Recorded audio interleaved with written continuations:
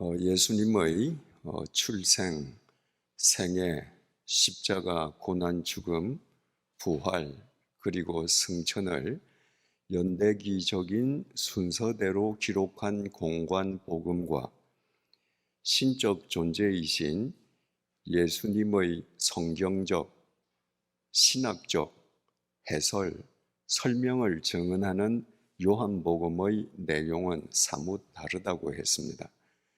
그런데 이 공관복음과 요한복음의 내용의 차이가 가장 극명하게 드러나는 데가 예수님께서 이 땅에서 제자들과 함께 가지신 마지막 유월절 만찬에 대한 내용이라고 했습니다.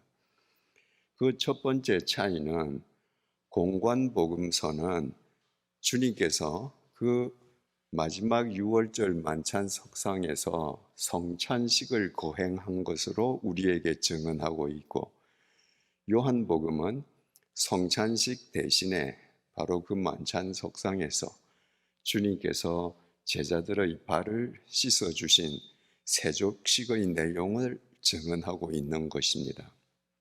그러므로 공관복음서의 성찬식 그리고 요한복음의 세족식을 합쳐서 우리가 생각한다고 하면 정말 주님께서 십자가에서 사지가 찢어지면서 흘리신 그 보혈이 우리의 머리 끝에서부터 발끝까지 지은 모든 죄에 대한 하나님의 심판을 패스 오버 해주신 그 구원의 은혜라는 것을 우리가 확실하게 믿는다면 우리 역시 주님을 본받아서 나 스스로 휘시오 나를 높은 곳에 두어서 다른 사람을 지배하는 것이 아니라 내가 어떤 직책에 있든지 세상에서 어떤 높은 직책에 있든지 사람들을 배려하고 낮은 곳에서 사람들을 높이는 타이노스의 삶을 살아야 되는 것이다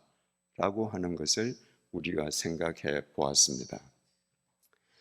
두 번째 차이는 공관복음서와 요한복음의 유월절 만찬에 대한 내용의 분량의 차이였습니다.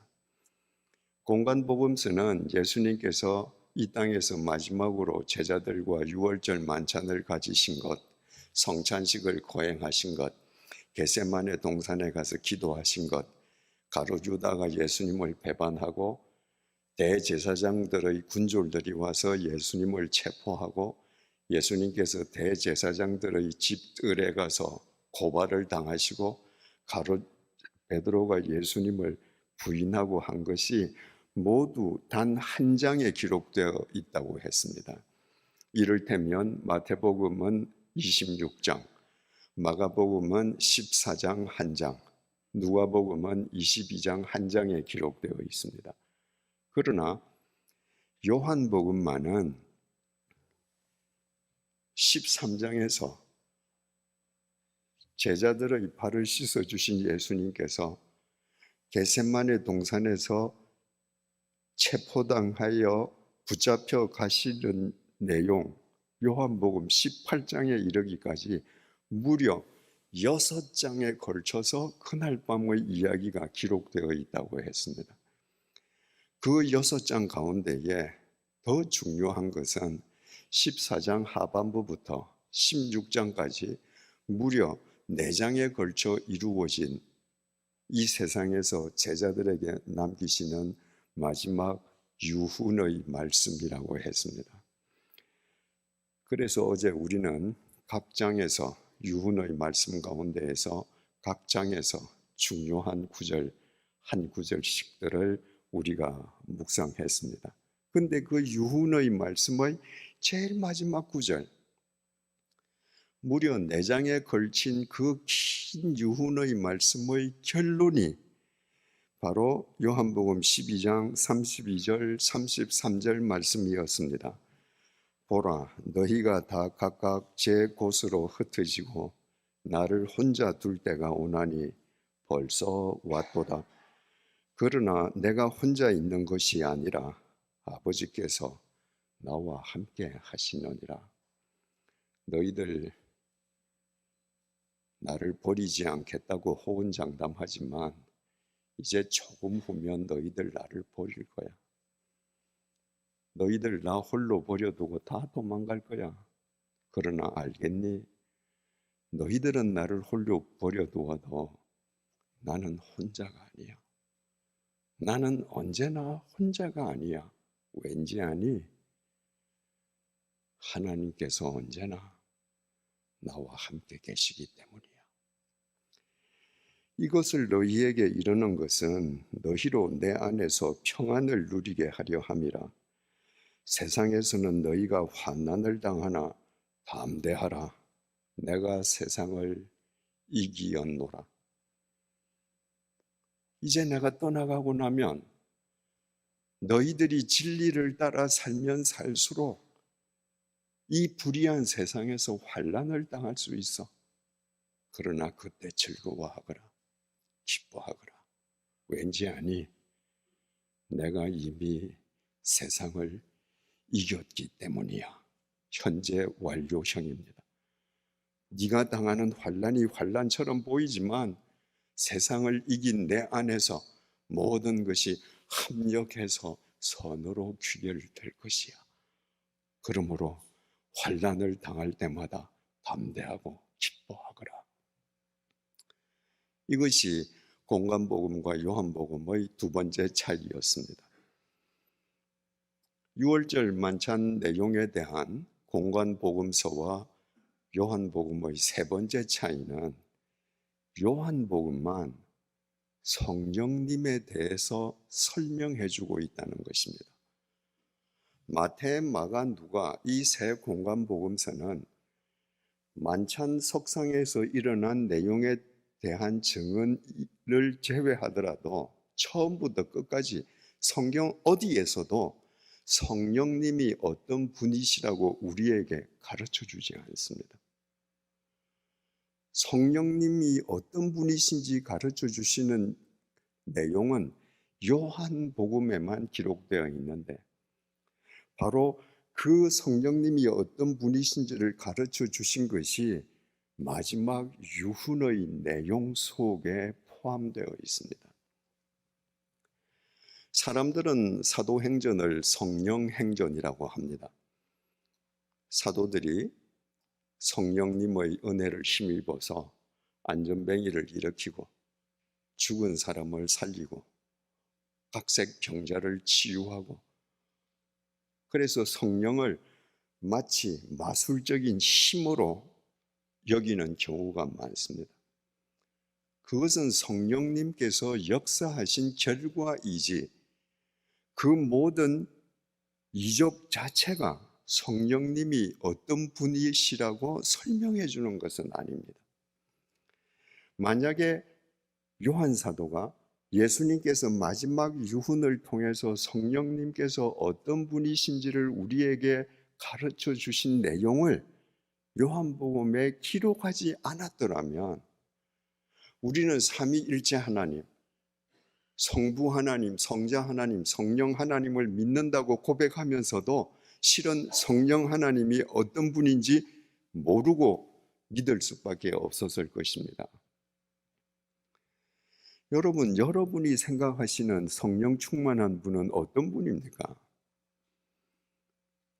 한국 교회가 생각하는 성령 충만한 사람의 어떤 전형적인 모습이 있습니다. 누구보다도 열성적인 기도, 초인적인 금식 기도, 누구보다 열심인 봉사, 신유의 능력, 행사, 이런 분이 성령 충만한 사람이에요. 근데 여러분, 금식 기도를 많이 해서 내가 40일 금식 기도를 내 평생에 10번 했다고 간증하시는 분들, 나는 하루에 2시간씩 기도한다고 내세우시는 분들, 내가 기도하면 어떤 환자도 다 낫는다고 주장하시는 분들, 그런 분들 가운데에 여러분들이 진정으로 존경할 만한 분들이 계십니까? 한국 교회에서 성령 충만하다고 알려져 있는 분들일수록 독선적입니다. 이기적입니다. 그래서 성령 충만한 분이라고 하는 분들은 오히려 교인들이 경원하는 경우가 허다합니다. 왜 그렇습니까? 성령이 어떤 분이신지 알지 못하기 때문입니다. 바로 그 성령에 대해서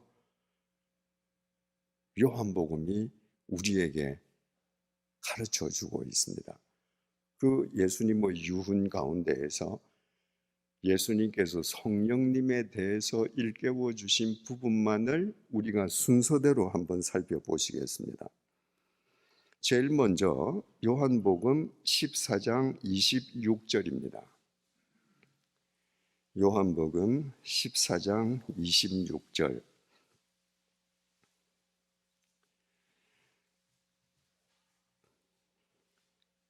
보혜사 곧 아버지께서 내 이름으로 보내실 성령. 아버지께서 주님의 이름으로 이 땅에 보내실 성령님의 이름이 보혜사라고 주님께서 가르쳐 주십니다. 이 보혜사는 한자로 지킬 보, 은혜, 해, 스승사자. 그러니까 은혜를 주고 지켜주는 스승이다 이런 말인데 그렇게 탁월한 번역은 아닙니다.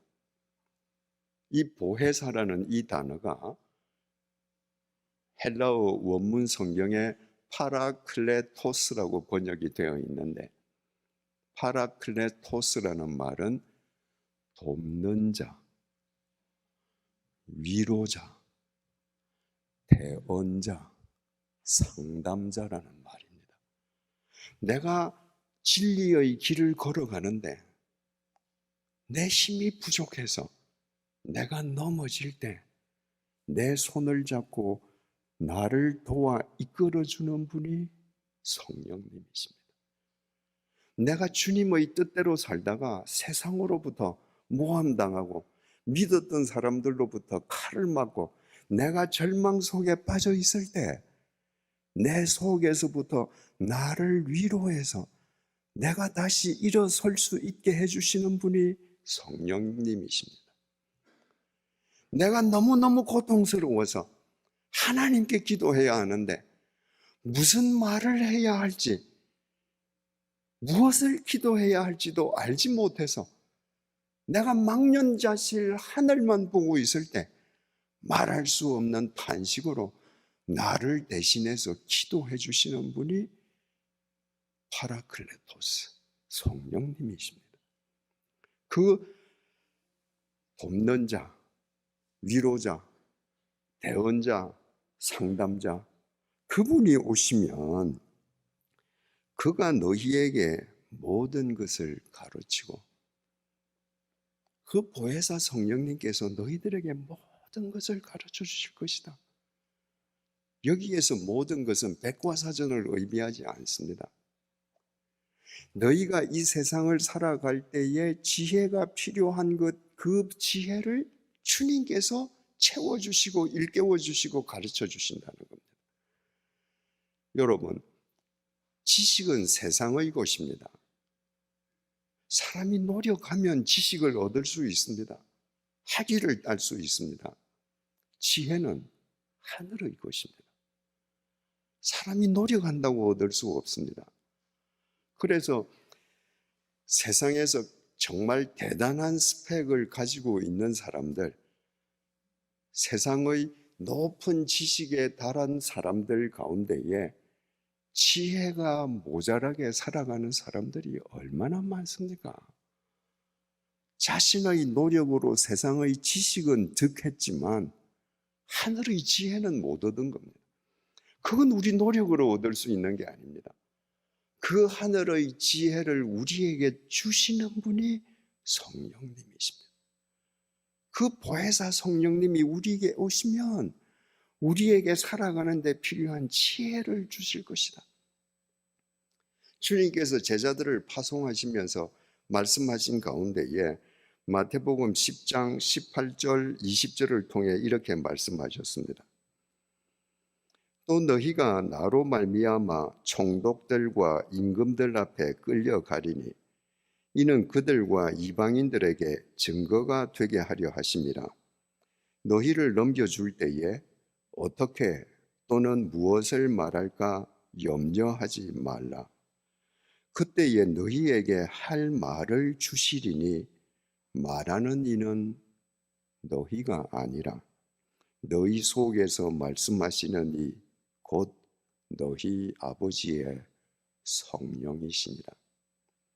니네들이 복음을 전하고 하나님 나라의 진리를 전한다고 세상의 임금들이 너희들에게 박수 쳐주고 면류관을 씌워줄 것이다. 주님께서 이렇게 말씀하시지 않았습니다.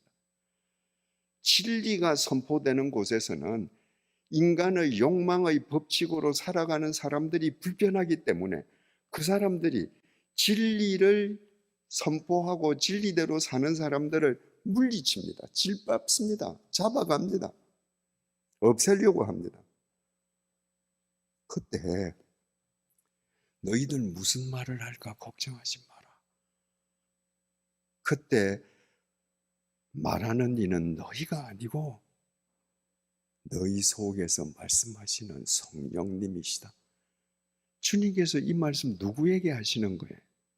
제자들입니다. 그들이 세상의 스펙이 있었습니까? 아닙니다. 그들은 학교 문턱도 넘은 적이 없는 갈릴리 빈민 무식군들입니다. 그들에게는 세상의 지식이 없습니다. 그러나 너희들을 잡아다가 신문하고 문초할 때 너희들이 행하여야 할 지혜의 대답을 성령님께서 너희들에게 주실 것이다. 사도행전 보십시오. 바울이 날 때부터 일어서지 못하는 선천성 하반신 마비자를 일어서게 하고 난 베드로가 일어서게 한 다음에 그 성전에서 그런 일이 있자 대제사장들이 그 베드로 일행을 완전히 물리치려고 죽이려고 하지 않습니까?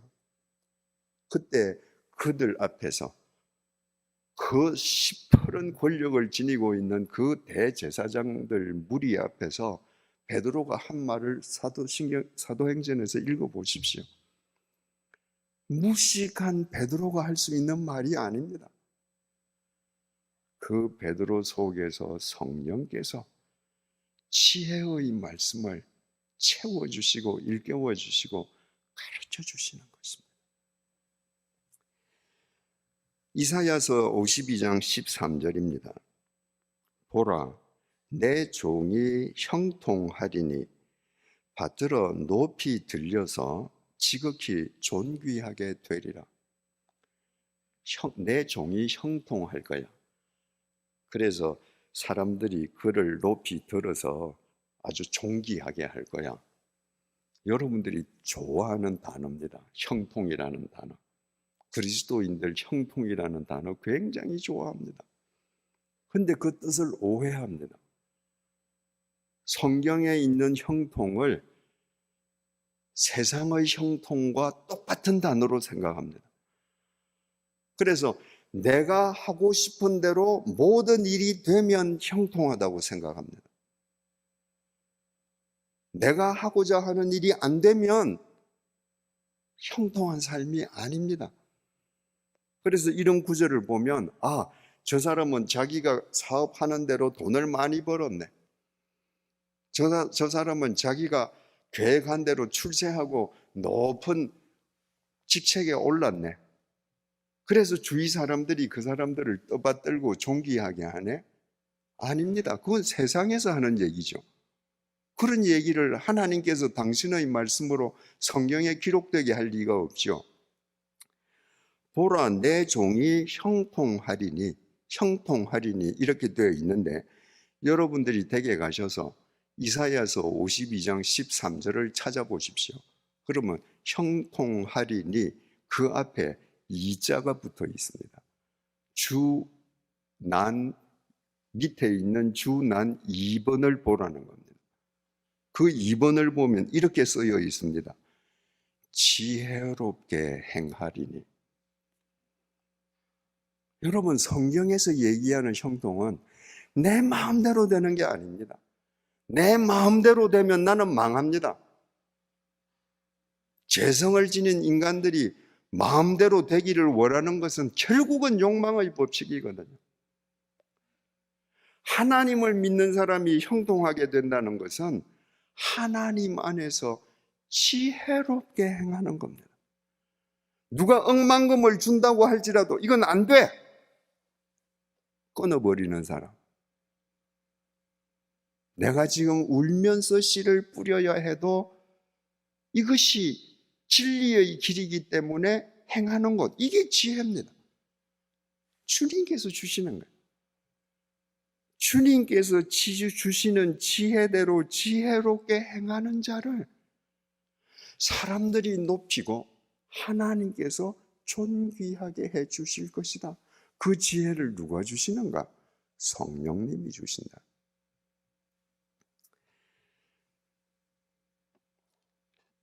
요한복음 14장 26절 다시 보시겠습니다. 보혜사 곧 아버지께서 내 이름으로 보내실 성령, 그가 너희에게 모든 것을 가르치고 내가 너희에게 말한 모든 것을 생각나게 하리라. 성령님이 우리를 위해 행하시는 두 번째 중요한 일은 주님께서 우리에게 말씀해 주신 것을 생각나게 해준다는 겁니다.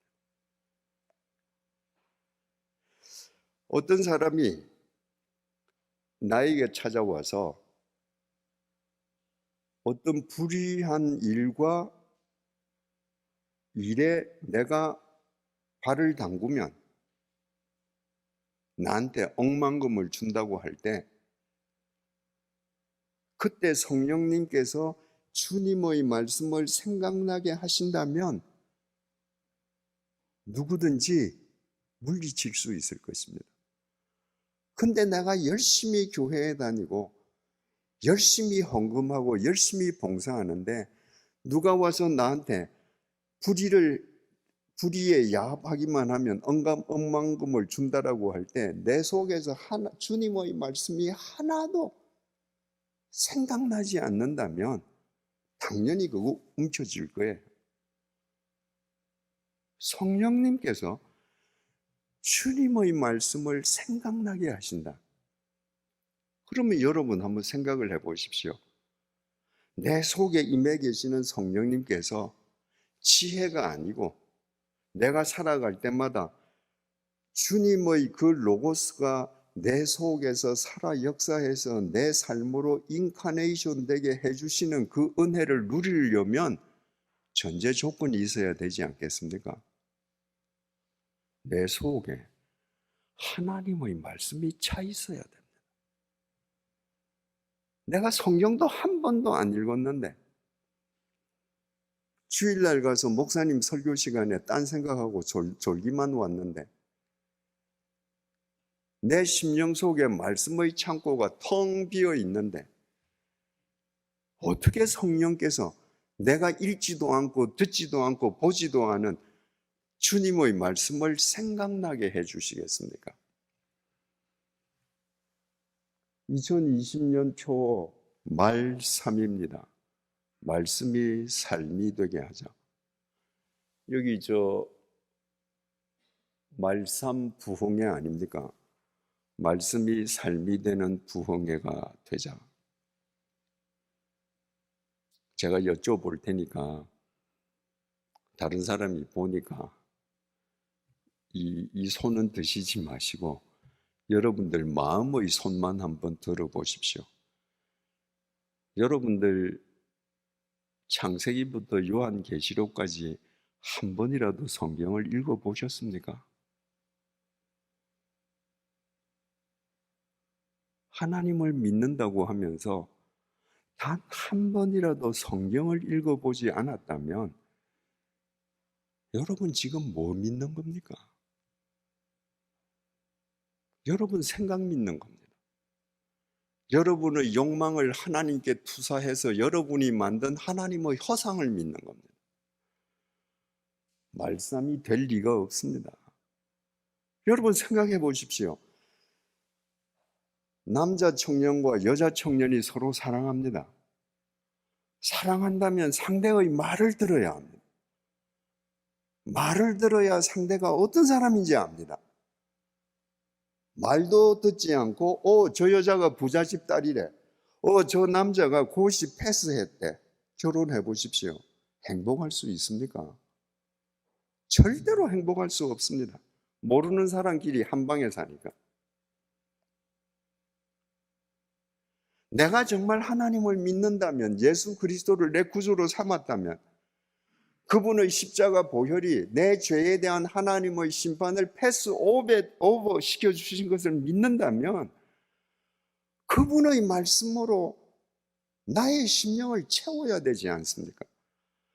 그분의 말씀이 내 심령에 채워져 있을 때 나는 잊어버렸지만, 그 말씀을 언제 읽었는지도 잊어버렸지만, 그 말씀은 살아있는 말씀이기 때문에 가장 필요한 순간에 성령님께서 내 말씀의 창고에 있는 그 말씀이 살아 역사하게 해주시는 것입니다.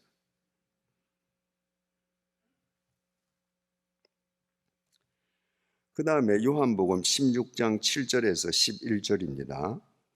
성령님이 어떤 분이신지 주님께서 또 이렇게 설명해 주십니다. 요한복음 16장 7절에서 11절.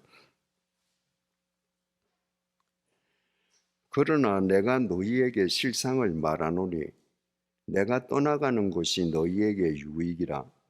내가 떠나가지 아니하면 보혜사가 너희에게로 오시지 아니할 것이요, 가면 내가 그를 너희에게로 보내리니 그가 와서 죄에 대하여 의에 대하여 심판에 대하여 세상을 책망하시리라. 죄에 대하여라 하면 그들이 나를 믿지 아니함이요, 의에 대하여라 하면 내가 아버지께로 가니 너희가 다시 나를 보지 못함이요, 심판에 대하여라 하면 이 세상 임금이 심판을 받았습니다. 자, 처음부터 다시 우리 정확하게 살펴보겠습니다. 7절입니다. 그러나 내가 너희에게 실상을 말하노니 내가 떠나가는 것이 너희에게 유익이라. 이 땅에 인간을 구원하기 위해 오신 주님께서 이제 하나님께서 작정하신 때가 되어서 내가 떠나가는데 나의 유익을 위해서 떠나가지 않는다.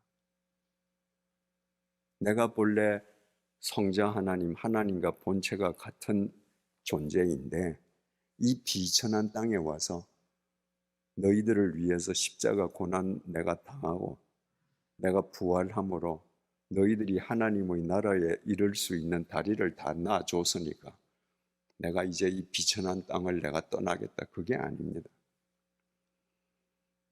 내가 떠나는데 너희들 유익 때문에 내가 떠나는 거예요. 내가 떠나가지 아니하면 보혜사가 너희에게로 오시지 아니할 것이요, 가면 내가 그를 너희에게 보내리니.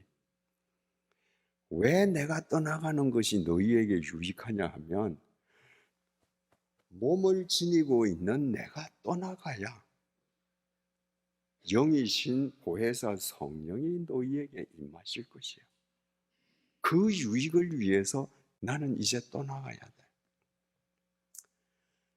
세상 사람들은 떠나야 될 때 떠나지 못합니다. 자기 유익을 구하기 때문입니다. 그런데 주님께서는 인간들의 유익을 위해서 떠나가셨습니다. 여러분, 우리는 얼핏 생각하면 말입니다. 몸을 가지신 주님, 형체를 가지신 주님이 늘 우리 앞에 계시면 좋을 것 같아요. 좋겠습니까? 몸을 가지신 분이 제가 눈만 뜨면 제 앞에서 저를 보고 계신다면 우리는 다 질식해서 죽을 겁니다. 주님은 우리를 사랑하십니다. 그래서 당신의 형체는 보이지 않게 떠나가시고 당신의 영이 우리 속에 임하셔서 그 영이 우리를 감동시키시고 우리가 가야 할 길을 인도해 주시는 것입니다. 8절, 그가 와서 죄에 대하여, 의에 대하여, 심판에 대하여 세상을 책망하시리라. 새 번역이 더 이해하기 쉽게 번역했습니다. 그가 오시면 죄와 의와 심판에 대하여 세상의 잘못을 깨우치실 것이다. 여러분, 그리스도인에게 죄가 무엇인가, 의가 무엇인가, 심판이 무엇인가, 이것을 바르게 인식하고 살아가는 것은 대단히 중요합니다. 이것을 바르게 인식하지 않고서는 우리가 이 세상 속에서 그리스도인으로 살아갈 재간이 없기 때문입니다. 그러나 우리는 죄성을 지닌 인간이에요. 그래서 우리는 주님을 믿는다고 하면서도 죄에 대해서 민감하지 않습니다. 의에 대해서 둔감합니다. 심판은 아예 뒷주머니에 넣었습니다. 오늘날 그리스도인들 가운데에 하나님 심판을 믿는 사람이 있습니까? 오늘날 한국 교회 목사님들이 심판을 믿는다면, 오늘날 한국 교인들이 심판을 믿는다면 한국 교회 이렇게 되지 않았을 것입니다. 그때 성령님께서 우리를 책망해 주십니다. 너 왜 그렇게 하니? 꾸짖어 주십니다.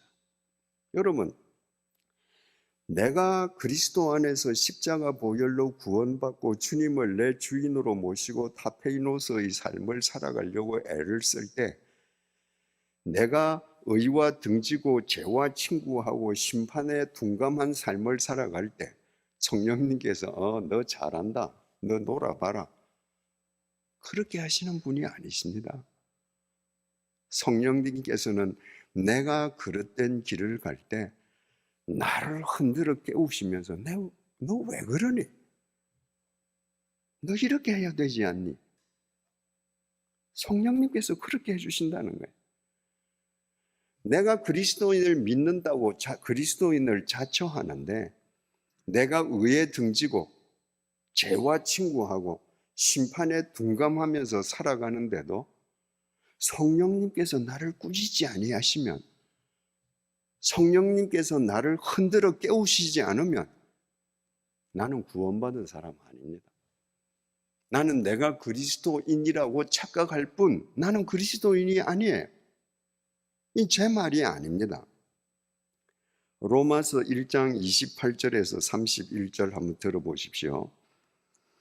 또한 그들이 마음에 하나님 두기를 싫어하며 하나님께서 그들을 그 상실한 마음대로 내버려 두사 합당하지 못한 일을 하게 하셨으니,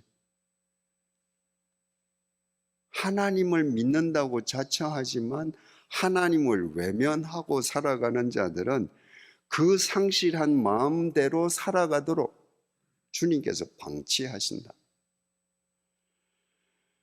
곧 모든 불의, 추악, 탐욕, 악의가 가득한 자요, 시기, 살인, 분쟁, 사기, 악독이 가득한 자요, 수군수군하는 자요, 비방하는 자요, 하나님께서 미워하시는 자요, 능욕하는 자요, 교만한 자요, 자랑하는 자요, 악을 도모하는 자요, 부모를 거역하는 자요, 우매한 자요, 배약하는 자요, 무정한 자요, 무자비한 자라.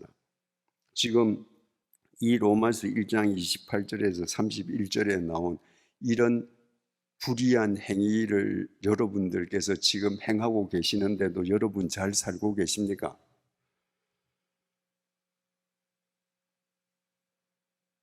한 번도 성령님께서 여러분의 양심을 바늘로 찌르듯이 찔러주시지 않습니까? 그렇다면 여러분은 여러분의 삶을 회개해야 합니다. 오늘 이 밤에 주님, 저를 책망해 주십시오. 성령님, 제 속에 임재해 주십시오. 의에 대하여, 죄에 대하여, 심판에 대하여 제가 잘못할 때 저를 흔들어 깨워 주십시오. 기도하셔야 합니다. 9절, 죄에 대하여라 하면 그들이 나를 믿지 아니하며, 성령님께서 죄에 대해서 책망을 해주시는데 죄에 대해서 주님께서 책망하시는 건 너 왜 예수 안 믿니? 예수 안 믿는 것 자체가 죄라는 겁니다. 사람들은 살인, 강도, 도둑질 이런 걸 죄라고 생각합니다. 아닙니다. 그건 죄의 결과인 범죄일 뿐입니다. 지금 이 본문은 죄의 결과인 범죄에 대해서 이야기하는 것이 아니라 죄의 본질에 대해서 이야기하는 겁니다. 여러분이 잘 아시는 것처럼 헬라어로 죄를 하마르티아라고 하는데, 그 하마르티아라고 하는 헬라어의 뜻은 관역에서 벗어났다는 말입니다.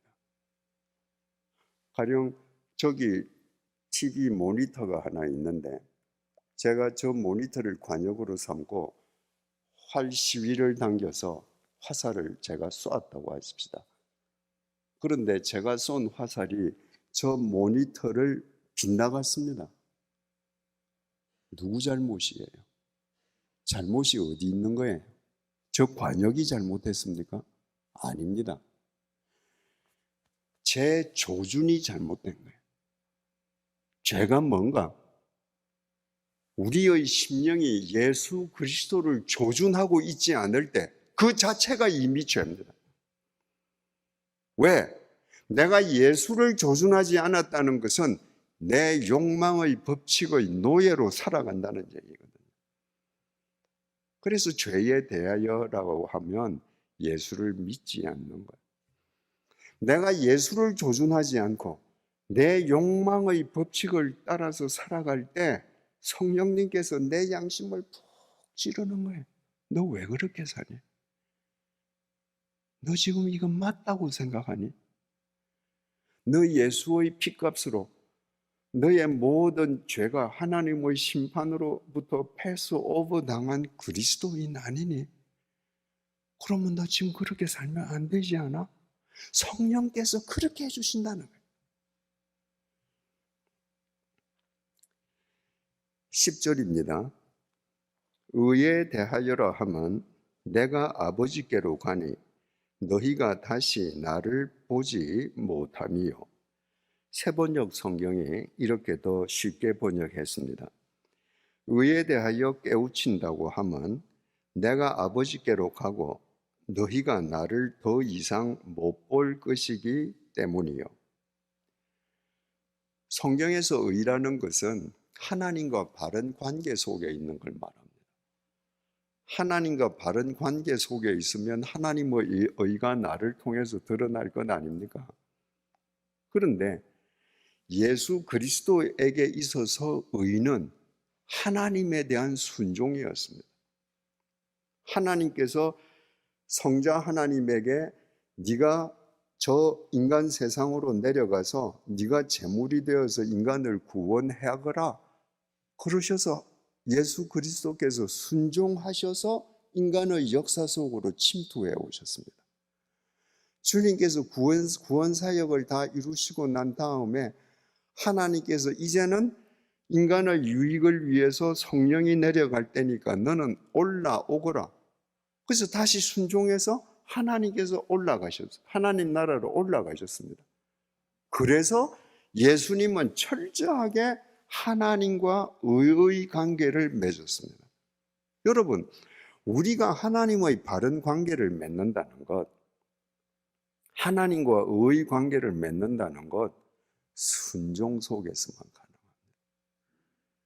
내가 하나님께 순종할 때만 예수님께서 하나님의 명령에 순종해서 이 땅에 오시고 하나님의 명령에 순종해서 이 땅을 떠나가시듯이 우리도 하나님의 명령에 순종할 때에만 하나님과 바른 관계를 맺는 겁니다. 우리가 이 세상과 더 깊은 관계를 맺으려고 할 때 성령께서 우리를 끌어가시는 겁니다. 우리 코에 콧비를 메고 너 그 거리로 가면 안 되는 거야. 너 하나님께서 이렇게 말씀하시지 않니? 이 하나님의 말씀에 네가 순종하는 것이 네가 의의 길을 걷는 거야. 성령님께서 이렇게 우리를 깨우쳐 주시고 책망해 주시는 겁니다. 11절 심판에 대하여라 하면 이 세상의 임금이 심판을 받았습니다. 공동번역 성경입니다. 이 세상의 권력자가 이미 심판을 받았다는 사실로서 정말 심판을 받을 자가 누구인지를 보여주실 것이다. 여러분, 사울은 이스라엘 초대 왕 아닙니까? 이스라엘 백성들이 하나님께 왕을 달라고 간청했을 때 하나님께서 제비를 뽑아서 왕이 선출되도록 하지 않았습니까? 그 제비를 뽑아서 선출된 사람이 사울입니다. 다른 사람보다 키도 더 컸고 체격도 컸고 준수하게 생겼습니다. 이 사울이 선출이 되었는데 보이지를 않습니다. 보니까 나 같은 사람은 자격이 없다고 숨어 있었습니다. 얼마나 겸손합니까?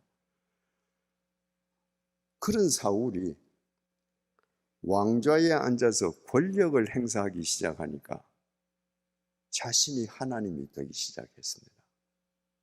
하나님의 안중에 없었습니다. 왕이 되었을 때 숨었을 정도로 타페이노스했던 사람이 왕좌에 앉아서 피시오 자기를 부풀리기 시작하니까 자기가 하나님 위에 앉았습니다. 그 결과 어떻게 되었습니까?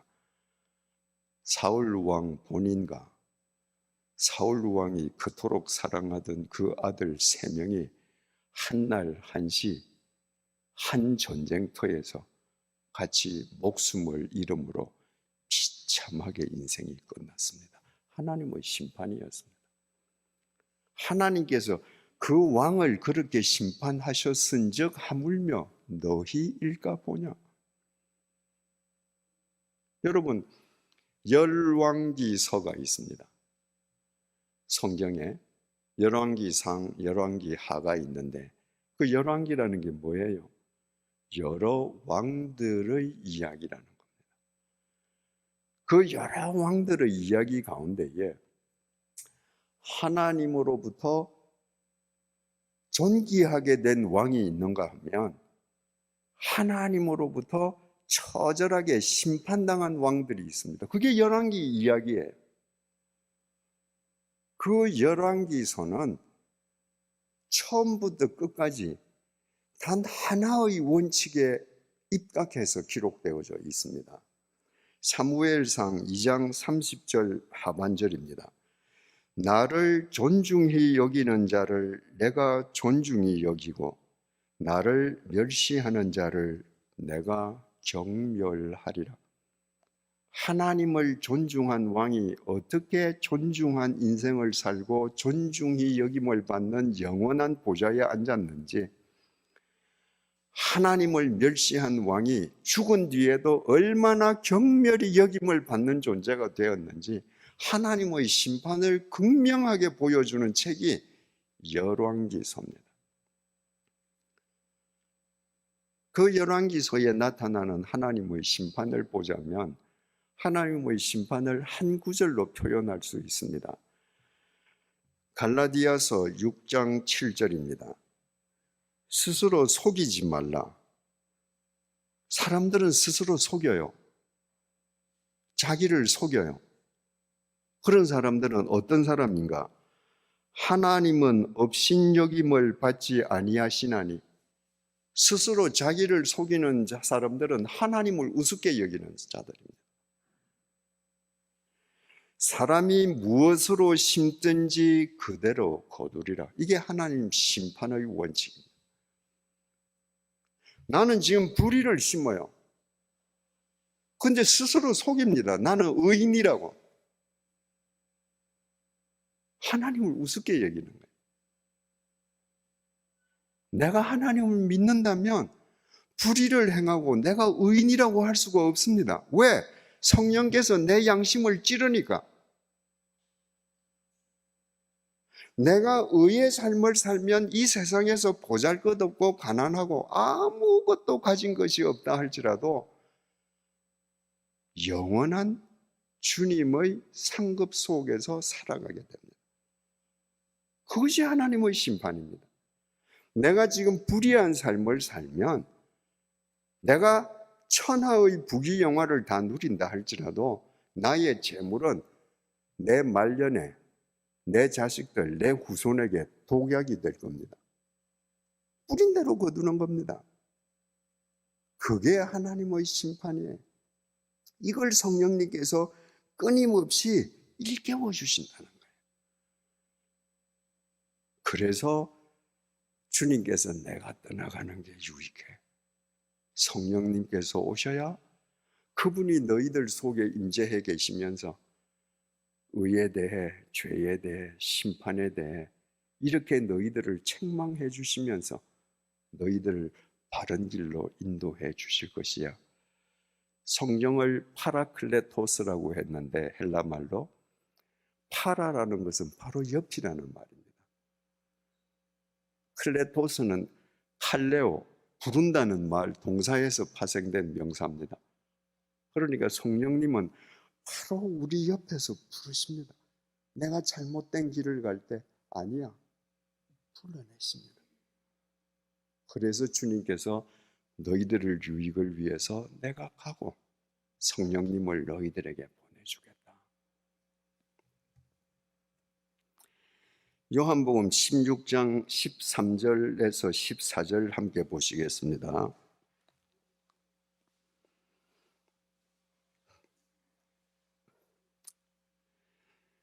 그러나 진리의 성령이 오시면 그가 너희를 모든 진리 가운데로 인도하시리니 그가 스스로 말하지 않고 오직 들은 것을 말하며 장래 일을 너희에게 알리시리라. 그가 내 영광을 나타내리니 내 것을 가지고 너희에게 알리시겠습니다. 성령님에 대해서 지금 14장, 16장에서 중요한 가르침을 주셨지만 또 중요한 가르침을 주십니다. 13절 상반절. 그러나 진리의 성령이 오시면, 성령님의 명칭을 보혜사, 지킬보, 은혜, 해, 스승사, 조력자, 또 위로자, 상담자, 대언자, 그런 분이신데 주님께서 바로 그 성령님이 진리의 성령이라는 겁니다.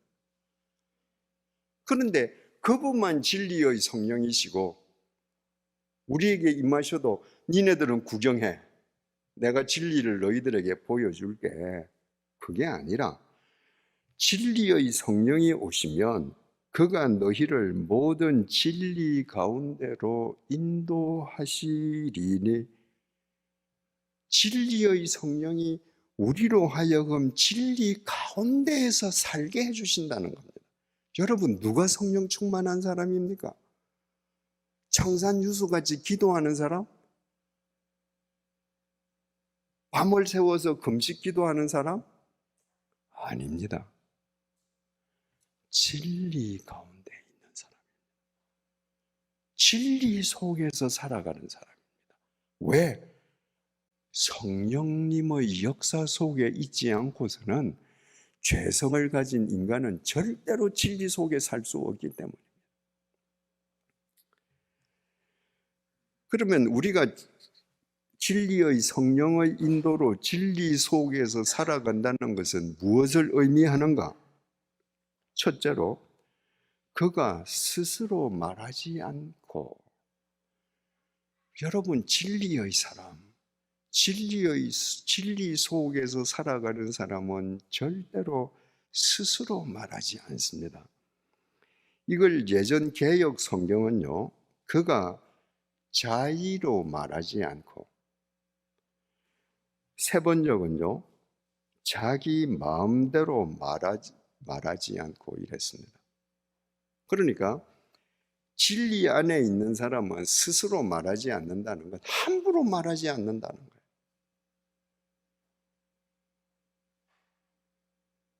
여러분, 함부로 이야기하는 사람들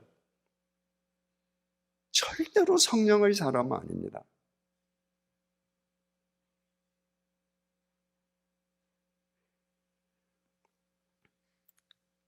마태복음 12장 36절에서 37절 주님께서 이렇게 말씀하십니다. 한번 들어보십시오. 내가 너희에게 이르노니 사람이 무슨 무익한 말을 하든지 사람이 어떻게 함부로 말을 짓거리든지 이 말입니다. 심판날에 이에 대하여 신문을 받으리니, 사람이 함부로 말한 말에 대해서 심판날에 하나님 앞에서 규명해야 할 것이니, 여러분이 함부로 하는 이야기는 주로 어떤 이야기입니까? 누구 비방하고 누구 욕하고 잘 알지도 못하면서 누구 모함하는 말 들었던 거 전하고 이런 얘기 아닙니까? 심판날에 하나님 앞에서 해명해야 된다는 거예요. 너 왜 그때 그런 말 했니? 내 말로 의롭다 함을 받고 내 말로 정죄함을 받으리라. 네가 의로운 사람이라는 거 딴 걸로 드러나지 않아. 네 말로 드러나. 네가 죄인이라는 건 뭘로 드러나는 줄 아니? 네 말로 드러나. 왜 그렇습니까? 말이 곧 인간의 인격이고 그 사람의 실상이기 때문입니다. 철학자 하이데거는 말은 존재의 집이라고 했습니다. 한 존재가 어떤 존재인지는 말로 드러난다는 겁니다. 여러분이 정말 성령의 사람이 되기를 원하신다면 여러분 속에 임해 계시는 그 성령님에게 민감한 사람이라면 지금부터 절대로 함부로 말하지 마십시오. 하나님 앞에서 해명해야 될 것입니다. 여러분 말로 하나님께서 의롭다 하시고 여러분이 한 말 때문에 여러분들이 정죄함을 받을 것입니다. 진리 가운데에 있는 사람은 진리의 사람답게 말해야 합니다. 잠언서 18장 4절입니다. 명철한 사람의 입의 말은 깊은 물과 같고 지혜의 샘은 솟구쳐 흐르는 내와 같으니라. 진리의 사람의 말은 깊은 물 같아. 얕은 물은 촐랑거려요. 깊은 물은 사람을 살리는 깊은 생명의 힘을 갖고 있습니다. 주님께서 요한복음 7장 38절 39절 상반절에서 이렇게 말씀하셨습니다. 나를 믿는 자는 성경의 이름과 같이 그 배에서 생수의 강이 흘러나오리라 하시니 이는 그를 믿는 자들이 받을 성령을 가리켜 말씀하신 것이라. 주님께서는 사람이 성령을 받는 것을 가리켜서 그 사람의 배에서 생수의 강이 터진다고 말씀하셨습니다. 여러분, 우리말 표현을 잘 생각해 보십시오. 저 공무원은 뇌물을 받아 먹어 그래요. 여러분, 뇌물이 음식입니까? 아닙니다. 받아 먹는다 그래요. 저 사람은 뱃속이 시커매 그래요.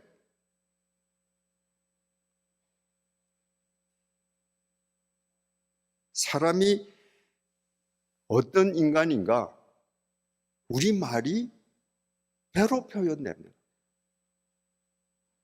그런데 성령의 사람은 그 시커먼 배에서 생수의 강이 터지는 사람이다. 어떻게 함부로 말합니까?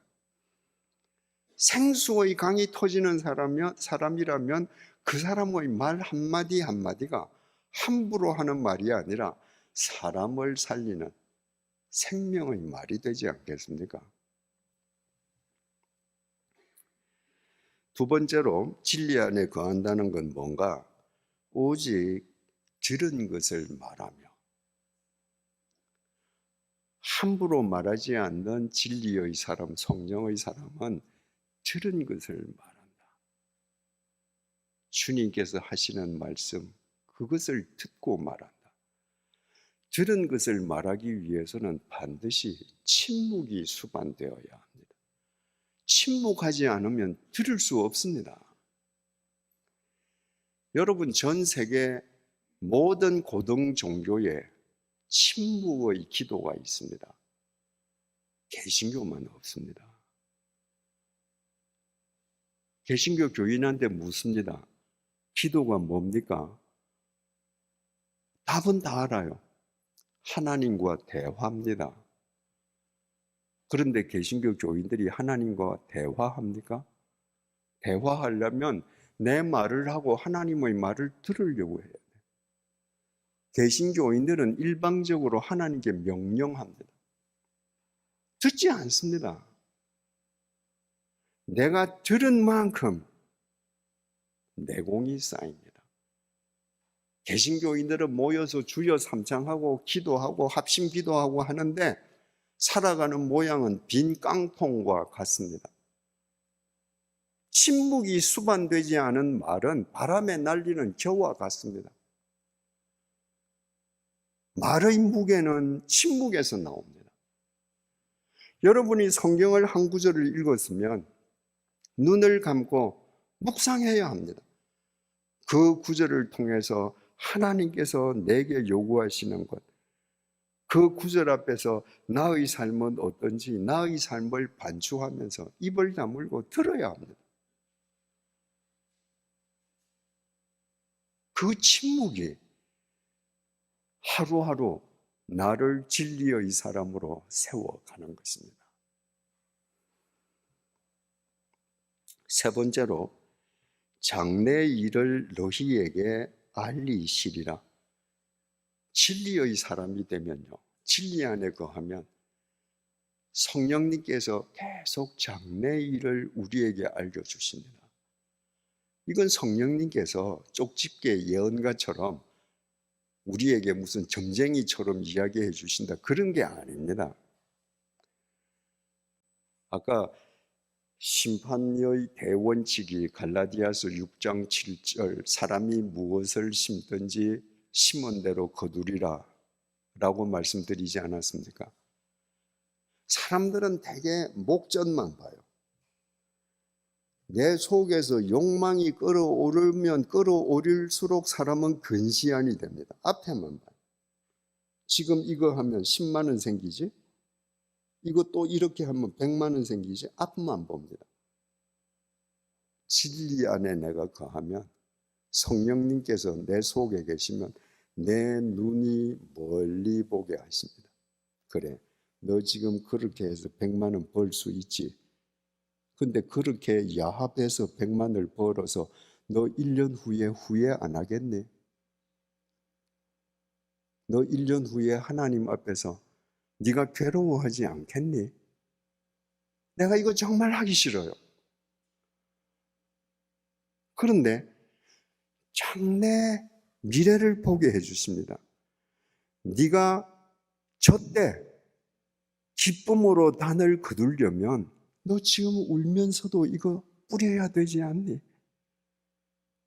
네가 괴롭더라도 지금 이 밭을 갈아엎어야 되지 않니? 봐라, 저기 가을에 추수하는 네 모습을 보거라. 성령님께서 우리에게 장래를 보게 해주심으로 오늘 내가 고통스러워도, 오늘 내가 힘들어도 우리는 진리의 길을 뚜벅뚜벅 걸어갈 수 있고, 우리 인생이 끝나는 그 지점에서 우리는 승리자가 되는 겁니다. 네 번째로 14절입니다. 그가 내 영광을 나타내리니 내 것을 가지고 너희에게 알리시겠습니다. 진리의 성령이 오시면 우리를 진리 가운데 거하게 하시고 그 성령님께서 주님의 영광을 나타내리니 주님의 것을 가지고 너희에게 알리시겠습니다. 이 가운데에 빠진 번역이 있습니다. 헬라어 원문 성경에는요, 그가 내 영광을 나타내리니 그 다음에 왜냐하면 이 접속사가 붙어 있습니다. 그래서 이 헬라어 원문을 쉽게 번역하면 이런 말입니다. 보혜사 성령은 나를 영광되게 하실 것이다. 왜냐하면 그가 나의 것을 받아서 나의 것으로 너희에게 알려주실 것이기 때문이다. 여러분, 성령님과 주님은 분리되지 않습니다. 우리가 믿는 하나님은 삼위일체 하나님이십니다. 그러므로 성령님은 성부 하나님의 영인 동시에 성자 하나님의 영이시기도 합니다. 그래서 이 성령님께서는 성자 하나님의 것만을 우리에게 보여주시니까 그분을 통해서 성자 하나님의 영광만 드러나는 것입니다. 그럼 어떤 사람이 성령 충만한가? 어떤 사람이 진리 안에서 살아가는가? 일거수일투족을 통해서 그의 삶이 주님만 투영함으로 그의 삶이 하나님의 영광을 드러나게 하는 사람입니다. 어떤 삶이 이런 삶을 살 수 있을까요? 주 예수님께서 십자가에서 흘리신 그 보혈로 내가 당해야 할 하나님의 심판이 패스오버 되었음을 믿음으로 그 하나님의 빚진 사랑을 사람들에게 갚기 위해서 주님을, 제자들의 발을 씻어주신 주님을 본받아서 사람들의 밑에서 타페이노스 아랫가지로 살아갈 때 그 낮은 곳에 주님께서 그와 함께 임하심으로 그를 통해서 주님의 영광만 드러나게 되는 것입니다. 성령님께서 우리 속에서 그렇게 해주신다는 거예요. 그러면 여러분, 제가 하나 질문을 하겠습니다. 주님께서 가르쳐 주신 이 성령님에 대한 설명의 바탕으로 볼 때 우리 한 사람 한 사람은 성령의 사람입니까? 아닙니까? 아직 아니라고 생각되시면 오늘 이 밤부터 주님께서 가르쳐 주신 대로 우리는 성령의 사람으로 우리의 삶을 가꾸어 가야 합니다. 그것이 우리 코끝에서 호흡이 멎는 순간에 후회 없는 일생이 됩니다. 어제 우리가 주님께서 만찬 석상에서 주셨던 마지막 유훈의 말씀을 보지 않았습니까? 요한복음 16장 32절, 보라, 너희가 다 각각 제 곳으로 흩어지고 나를 혼자 둘 때가 오나니 벌써 왔도다. 그러나 내가 혼자 있는 것이 아니라 아버지께서 나와 함께 계시느니라. 아버지께서 나와 함께 계시느니라. 하나님은 영이시잖아요. 그러니까 우리가 어디에 있든지 간에, 내가 어떤 상황에 있든지 간에 세상 사람이 다 나를 버렸다 할지라도 하나님의 영이, 성령님께서 나와 함께 하고 계심으로 너 그거 잊지 마라. 지금 이 말씀을 해주십니다.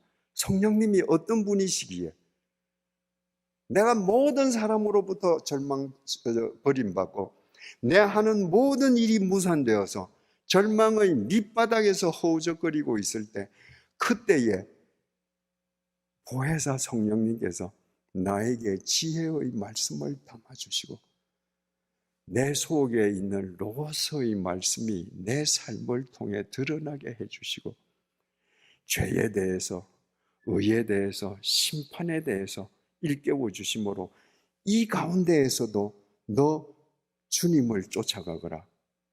모든 것은 합력해서 선으로 귀결된다. 가르쳐 주시는 거예요. 그 상황 속에서도 내가 함부로 말하지 않게 해주시는 겁니다.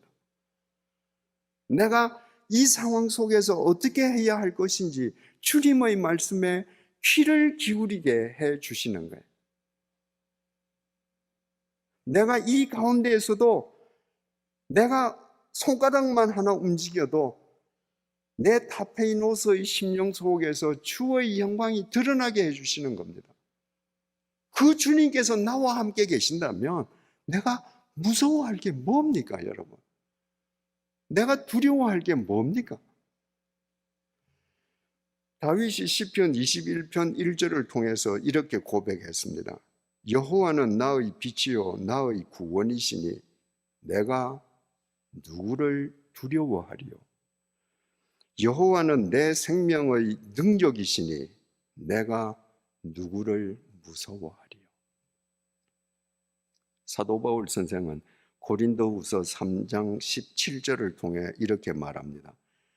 주는 영이시니 주의 영이 계신 곳에는 자유가 있느니라. 하나님의 영, 성령님이 계신 곳, 내가 나와 함께 하신 성령님만 내가 의식하면 내가 어떤 상황이든지 나는 자유한다. 왜? 이 세상 무엇도 나를 속박할 수 없어. 나는 혼자가 아니라 주님의 영이 나와 함께 하셔. 그분이 이 순간을 거쳐서 모든 것이 합력해서 선을 우르는 미래가 나의 한 걸음 한 걸음 다가오게 하는 것을 보게 해주셔. 여러분, 그런 성령의 사람이 되기를 바랍니다.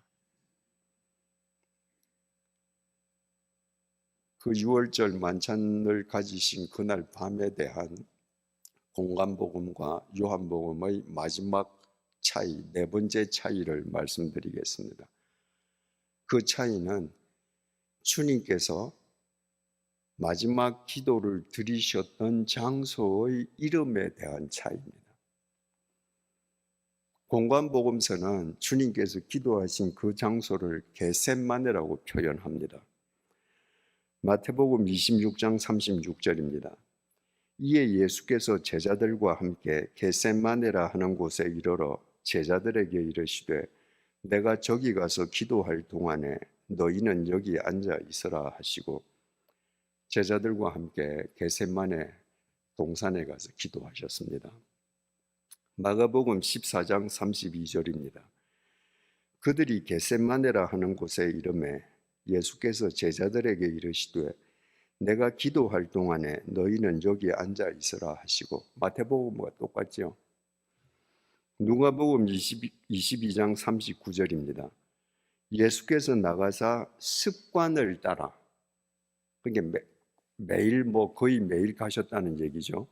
예수께서 나가사 습관을 따라 감람산에 가심에 제자들도 따라갔더니 누가복음은 감람산이라고 했습니다. 감람나무라는 건 올리브 나무를 의미하죠. 그러니까 감람산 하면 올리브 나무로 꽉 찬 산을 의미합니다. 이 감람산 기슭 아래쪽에 그 산에서 나는 올리브 열매를 가져다가 짓이겨서 기름을 짜는 곳이 겟셋마네입니다. 이거는 그 올리브 산의 아래쪽 기슭에 있는 야트막한 언덕이에요. 그래서 마태복음, 마가복음은 바로 그 기름을 짜는 그 겟셋마네, 누가복음은 바로 그 올리브 산 이렇게 표현을 했습니다. 그러니까 예수님께서 마지막 기도를 하나님께 드리시는데 올리브 열매를 짓이겨서 기름을 짜는 겟셋마네에서 기도했다. 얼마나 상징적인 표현입니까? 그 자리에서 주님께서 땀에서 피가 배어날 정도로 당신의 진액을 짜내시면서 기도하셨거든요. 그날 예수님 그 당신 자체가 겟세마네였던 거예요. 그래서 우리는 다 겟세마네라고 그럽니다. 근데 요한복음만은 전혀 다르게 표현했습니다. 오늘 본문입니다. 요한복음 18장 1절입니다.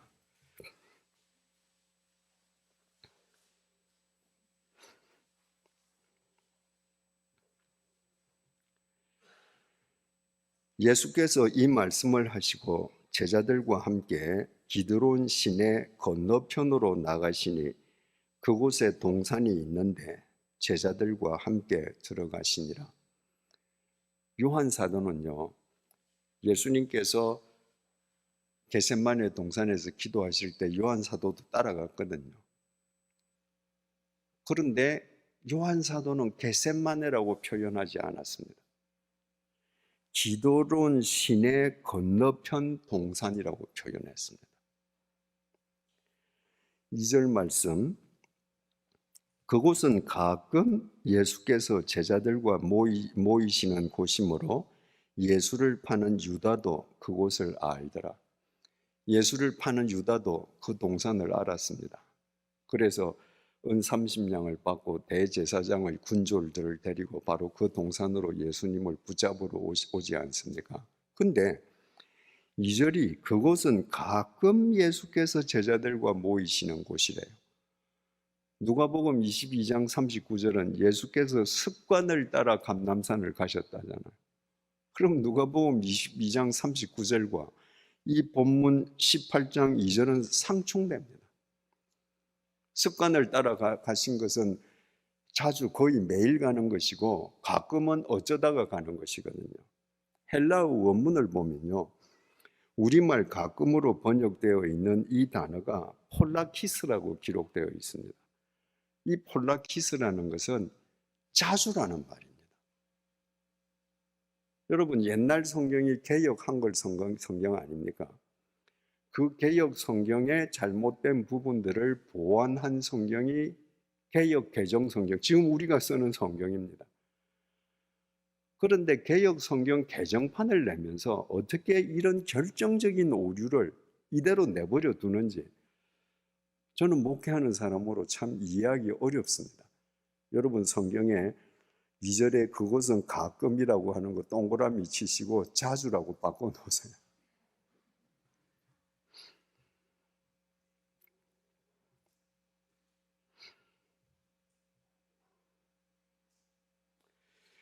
자, 여러분, 여기에서 질문이 생깁니다. 왜 공간복음 기자들은 그곳을 겟세마네, 감람산이라고 기록했는데 요한 사도만은 기드론 시내 건너편 동산이라고 했는가? 어제도 잠시 말씀드렸습니다만은 마태, 마가, 누가보다도 요한은 훨씬 더 뒤에 요한복음을 썼습니다.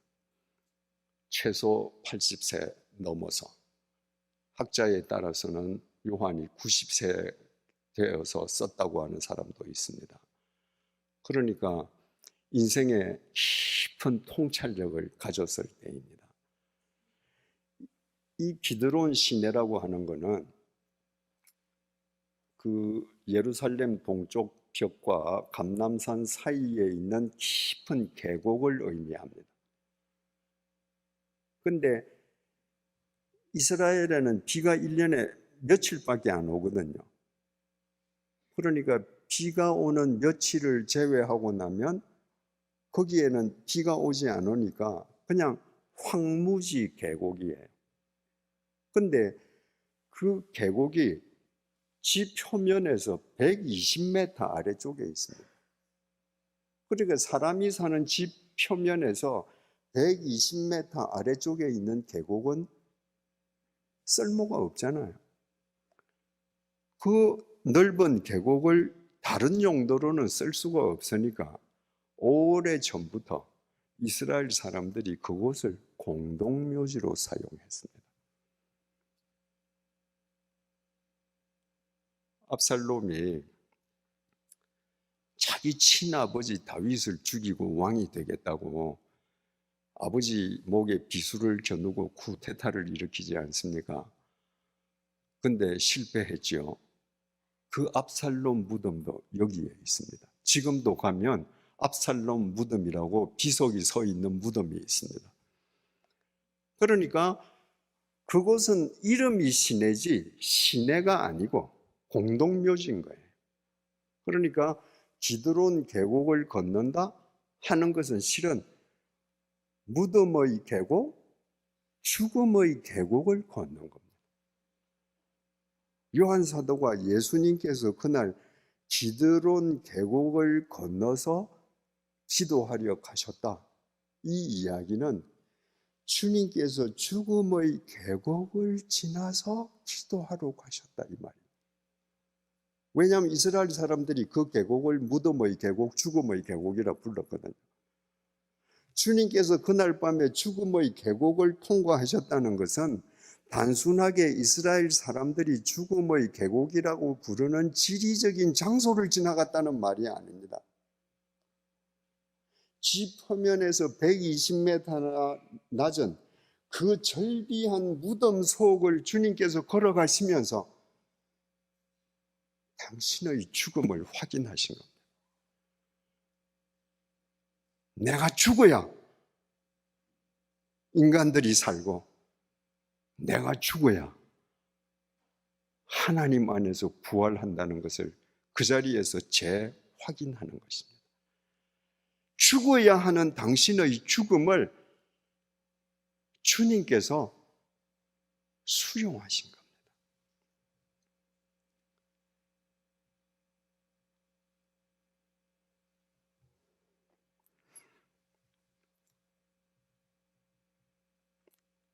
(3절) (5절이) 이렇게 증언합니다. 유다가 군대와 대제사장들과 바리새인들에게서 얻은 아랫사람들을 데리고 등과 횃불과 무기를 가지고 그리로 오는지라.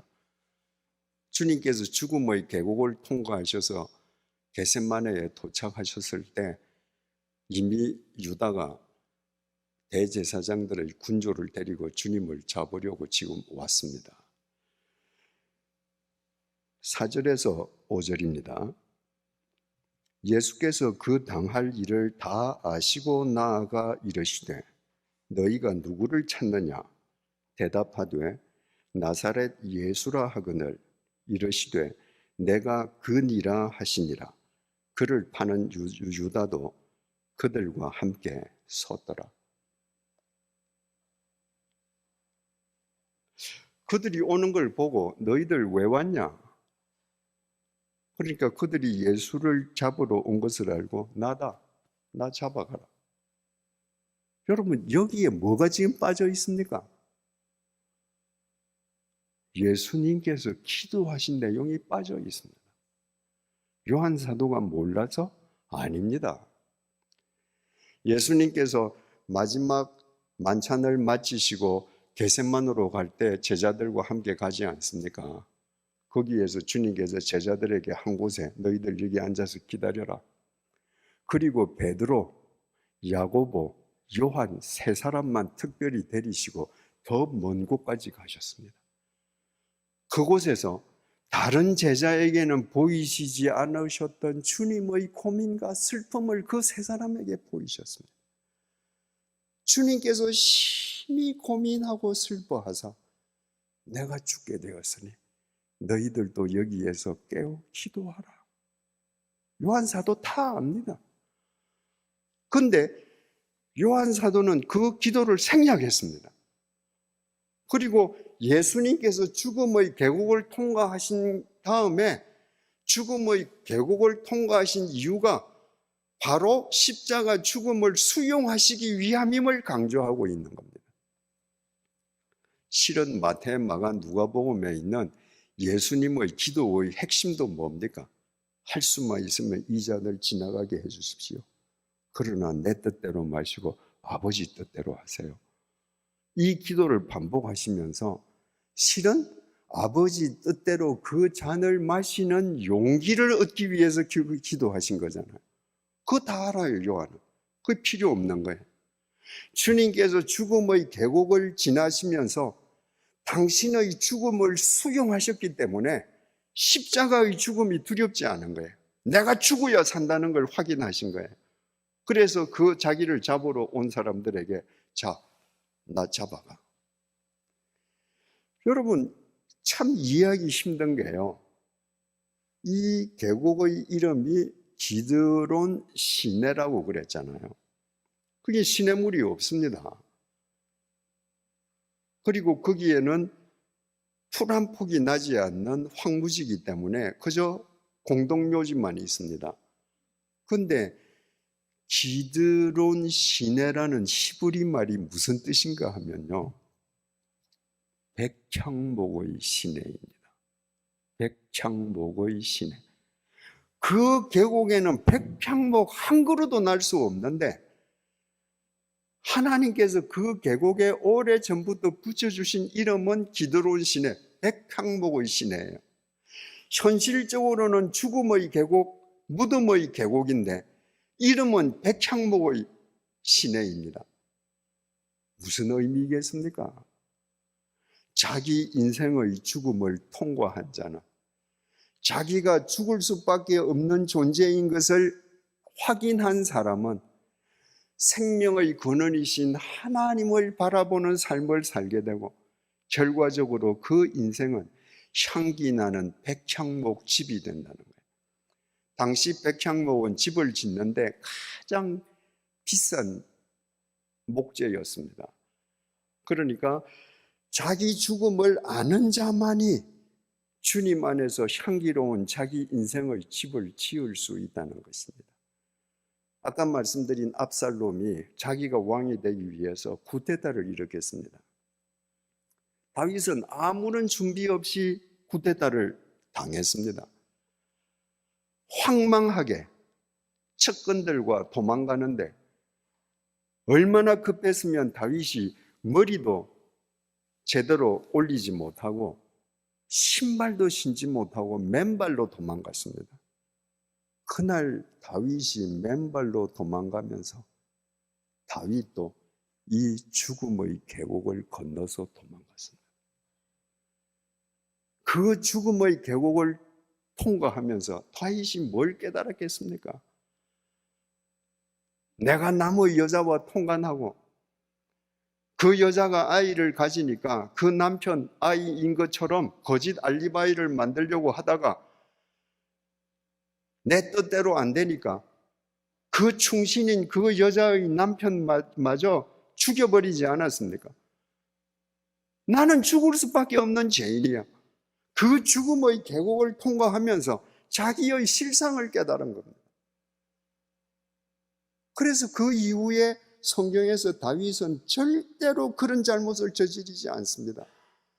죽음의 계곡을 통과했던 그 다윗은 그 이후에 그 인생이 향내나는 백향목의 집, 진리의 집으로 일구어졌습니다.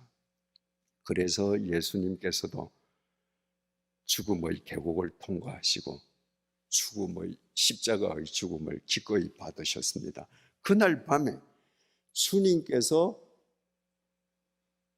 죽음의 계곡을 넘어가실 때 그 예수님을 잡기 위한 가룟 유다도 그 죽음의 계곡을 통과했습니다.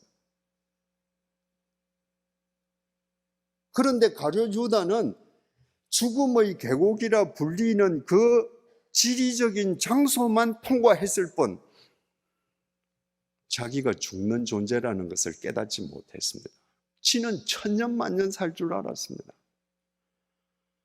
그래서 그 죽음의 계곡을 통과하고도 은 30냥에 주님을 배신하고 팔았는데 결과는 뭐였습니까? 천년만년 살았습니까? 여러분, 창세기 4장 26절입니다. 셋도 아들을 낳고 그의 이름을 에노스라 하였으며 그때의 사람들이 비로소 여호와의 이름을 불렀더라. 창세기 1장 1절부터 창세기 4장 25절에 이르기까지 인간들이 자발적으로 하나님의 이름을 먼저 부른 적은 한 번도 없습니다. 창세기 4장 26절에 이르러서야 사람들이 비로소 생명의 근원이신 여호와의 이름을 불렀습니다. 어떻게 그때 불렀을까? 바로 그때가 에노스 때였습니다. 에노스는 사람의 이름이기도 한데요, 보통명사이기도 합니다. 히브리어 사전을 펴면 에노스를 이렇게 뜻을 풀이했습니다. 죽을 수밖에 없는 존재. 창세기 4장 26절에 이르러서야 당시 인간들이 죽음의 계곡을 지난 겁니다. 아, 인간은 죽는구나. 인간은 죽을 수밖에 없는 에노스구나. 그 죽음의 계곡을 통과할 때 그들은 영원하신 하나님을 의뢰하게 되었습니다. 제가 예전에 신학교 다닐 때 여성 작가들과 성경 공부를 한 적이 있습니다. 다 여성들인데 그 중에 한 분만 남성이었습니다. 그분은 이북에서 오래전에 간첩으로 난파되었다가 붙잡혀서 감옥에서 오랜 기간 동안 옥살이 하다가 전향서를 쓰고 이제 풀려난 분이었습니다. 근데 그분이 예수를 믿었어요. 암에 걸려서 같이 그런 사연이 있기 때문에 여자 작가가 아닌데도 여성 작가들이 받아줘서 같이 공부를 하게 되었는데 그분이 암에 걸렸습니다. 그래서 참 같이 성경 공부하던 회원들이 같이 많이 기도하고 또 그분이 치료도 받고 수술도 받고 했는데 병원에서 어느 날 더 이상 암을 치료할 게 없다고, 그래서 이분이 그러면 완치됐다는 증명서를 좀 써주세요. 그러니까 아니, 증명서를 쓸 수는 없지만 현재로서는 치료할 암이 없다고. 그래서 이분이 굉장히 기뻐했습니다. 그분이 병원에서 더 이상 치료할 암이 없다는 것을 아는 순간에 제일 먼저 뭘 하신 줄 아십니까? 암에 걸리기 전에 춘천에 불륜을 저지르던 여자가 있었는데 암이 걸리고 하나님께 기도하면서 다 관계 끊었거든요. 더 이상 치료할 암이 없다는 사실, 내가 건강해졌구나 확인하는 순간에 그 여자 만나러 춘천에 갔습니다. 그리고 몇 년 후에 그분은 다시 암으로 돌아가셨습니다. 그분은 암이라는 육체의 죽음의 계곡을 통과했는데 육체의 죽음의 계곡을 통과하면서도 그의 영은 자기가 에노스라는 것을 확인하지 못했습니다. 가룟 유다의 죽음하고 유사한 점이 있죠. 가룟 유다 그날 밤에 죽음의 계곡을 통과하고도 예수님 팔아먹어버리지 않습니까? 여러분, 전도서 12장 1절 말씀입니다. 너는 청년의 때에 너의 창조주를 기억하라. 곧 곤고한 날이 이르기 전에 나는 아무 낙이 없다고 할 해들이 가깝기 전에. 네 청년의 때에 너의 창조주를 기억하라. 하루라도 빨리 너희 하나님을 의뢰하는 삶을 살라는 거예요. 근데 히브리인들은요, 여기에서 너는 청년의 때에 너의 창조주를 기억하라, 이 창조주를 무덤으로 바꿔서 읽기도 합니다. 너는 청년의 때에 너의 무덤을 기억하라. 메멘토 모리죠. 왜 그렇게 하는가? 3000년 전에 솔로몬이 전도서를 쓸 때 히브리 말에는 히브리 글자에는 자음만 있고 모음이 없었습니다. 쉽게 예를 들자면 제 이름이 이재철 아닙니까? 그러면 이영에다가 이건 자음이죠. 이 모음을 붙이고 지읒에다가 모음 붙이고 치읒에다가 하고 리을을 붙여야 이재철이 되지 않습니까? 근데 모음이 없기 때문에 이재철 이름을 히브리어로 표현하면 어떻게 쓰는가? 동그라미 이, 지읒, 치읒만 쓰는 거예요. 그리고 약속으로 이걸 이재철이라고 읽는 거예요. 그런데 그 당시 무덤이라는 단어가 자음이 창조주하고 똑같았습니다.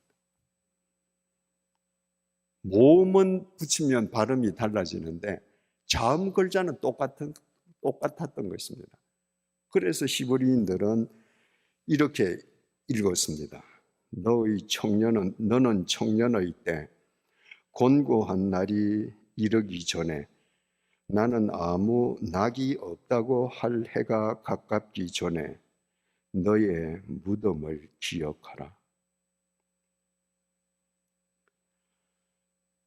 하루빨리 죽음의 계곡을 통과해라. 그래야 네가 일평생 생명의 근원이신 여호와를 의뢰하게 된다. 여러분, 우리 이 세상에서 영원히 사는 것 아닙니다. 태어날 땐 순서가 있지만은 갈 때는 순서가 없지 않습니까? 여기에 연세가 제일 많이 드신 분이 계신다고 그분이 제일 빨리 가는 것 아니고요. 여기에 나이가 제일 작은 청년이 있다고 그 사람이 제일 늦게 가는 것 아닙니다. 오늘 밤에 누가 갈지 모릅니다. 여러분, 오늘 밤에 우리 함께 기드론 계곡, 죽음의 계곡을 건너가십시다. 우리 모두 에노스인 것을 확인하십시다. 하루라도 빨리 메멘토 모리, 우리가 관에 덜어눕는 우리의 무덤을 생각하십시다. 그래서 예수 그리스도처럼 내가 십자가의 죽음을 당할지라도 하나님께 순종하는 진짜 예수쟁이들이 되십시다. 내가 세상에서는 비록 보잘것없고 내가 가난한 삶을 산다고 할지라도 하나님께서는 우리 한 사람 한 사람의 인생을 영원한 백향목의 집, 영원히 흔들리지 않는 향기로운 진리의 집으로 우뚝 세워 주실 것입니다.